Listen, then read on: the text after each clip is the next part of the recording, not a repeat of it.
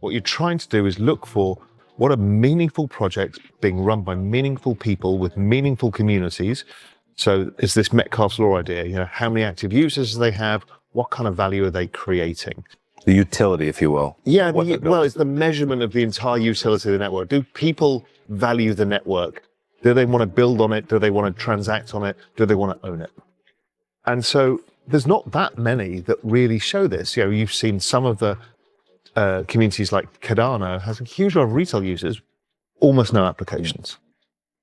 Bitcoin has both at scale. Ethereum has both at scale. Solana is earlier in the network adoption model, but it's got it at scale. SUI, arguably, very early, looks like it might get it. Raoul Pal predicted that Bitcoin could surpass $140,000 in July. Paul recently stated that Bitcoin's price is closely correlated with the global money supply M2 and that the current M2 indicator suggests that Bitcoin could rise approximately 28% by then to surpass $140,000. This analysis shows that the M2 indicator, which reflects global liquidity flows, continues to send strong bullish signals. Typically, an increase in M2 increases liquidity within the financial system, thereby increasing investable funds, which tends to boost demand for risky assets like Bitcoin. Paul noted that M2 had already signaled Bitcoin's $75,000 squeeze last month, noting people focus on tariffs or geopolitical issues, but at the end of the day, liquidity is what moves the market. He predicted Bitcoin's all-time high in May, and current indicators suggest the possibility of it surpassing $140,000 by July. He also analyzed, as the cycle progresses, Bitcoin will rise at a faster rate than M2, and when the market reverses, it will fall faster than liquidity. Paul predicted, when fear of missing out, FOMO, is rampant in the market, Bitcoin's bullish trend will outweigh liquidity, adding, conversely, that if fear spreads, the fall will also outweigh liquidity. According to Raoul Pal, Solana and SUI might go exponential in 2025.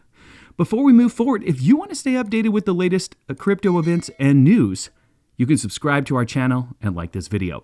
Now let's get back to Raoul Pal's view on Solana and the overall crypto market.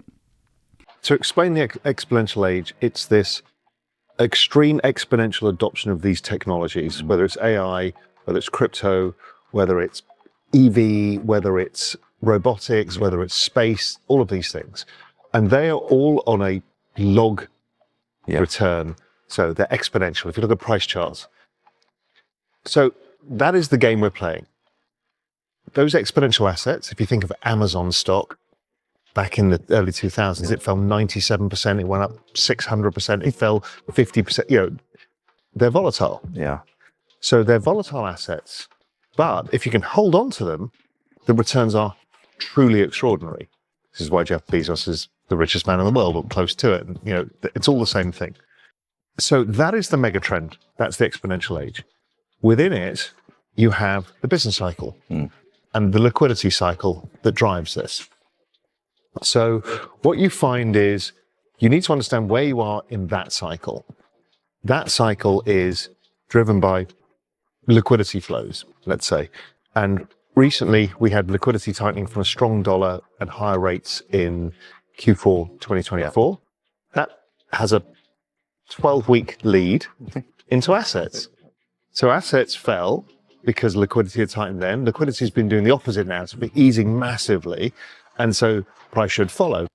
The cryptocurrency market is entering a dynamic phase. Bitcoin officially surpassed the $100,000 mark on May 8th, marking it its highest level since early February 2025. This significant milestone added nearly $300 billion to the total market capitalization, while sparking a heated debate about where Bitcoin will trend next and the prospects for several altcoins to skyrocket. Paul estimates that the Bitcoin dominance rate peaked on May 8th, 2025, coinciding with the moment Bitcoin crossed the $100,000 mark. According to data from Bitcoin Magazine, Bitcoin dominance fell from 65.38% to 63.84% in just 2 days, marking the largest correction after 2 months of continuous growth. This is a signal that Paul believes is significant for market trends. Paul analyzes that Bitcoin dominance's current peak is significantly lower than those of 2021 and 2017, which is consistent with historical cryptocurrency market cycles. Based on several technical indicators, including DeMark's peaks on the daily, weekly, and monthly charts, Paul believes the market is entering a new phase he calls the banana zone. However, Paul's view has also been criticized. Analyst Mark Harvey believes the price of Bitcoin dominance could continue its strong ascent, even approaching 100%, a scenario that almost absolutizes Bitcoin's market position. Harvey argues that the emergence and extraordinary growth of Bitcoin spot ETFs, coupled with substantial capital from institutional investors, will continue to strengthen Bitcoin's dominance, reducing opportunities for altcoins in the near term. Solana's price remained a major concern despite the overall market decline. Paul believes the cryptocurrency is oversold and could soon recover. Market indicators suggest potential growth, and analysts are forecasting an upward trend in the coming months. Paul noted that Solana is currently oversold by 2 standard deviations in the log-log regression channel.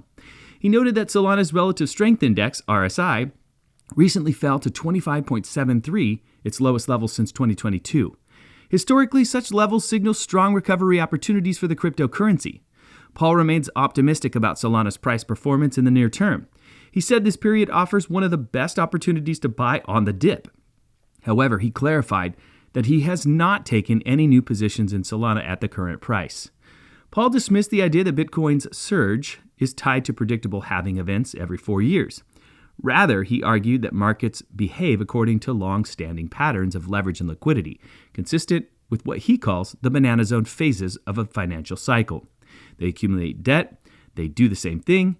In each phase, we observe the first banana zone phase, then a correction, then a second, another correction, and finally, the third. This banana zone pattern, he explained, mirrors previous expansions like those seen in 2017 and 2020-2021, with multiple waves of rapid price appreciation followed by sharp but ultimately temporary corrections. Paul cautioned investors against complacency, especially since the next corrective wave could be brutal. He warned against the use of leverage, FOMO, or losing access to the portfolio, emphasizing that emotional decisions often lead to losses in these phases of hypervolatility. According to Paul, cryptocurrency and art NFTs can help investors protect their purchasing power amid the current depreciation of fiat currencies. Cryptocurrencies and non-fungible tokens, NFTs, can help investors protect their dwindling purchasing power in an era of exponential currency depreciation, according to analysts and industry leaders. Investing in assets is becoming increasingly important in the era of exponential and depreciating currencies. We don't have enough cryptocurrency. And when we do have some, we don't have enough NFTs, because art is the precursor to wealth. These 2 items will never be this cheap again. NFTs are the best long-term store of wealth I know of, and you can buy them before network effects kick in. There is some validity to the claim that NFTs, and by extension art, become a vehicle for the wealthy once a certain level of wealth is reached. For traders and investors further down the wealth curve, NFTs allow for some speculation on future returns, adding that they also benefit from the appeal of strong communities beyond simply wealth creation.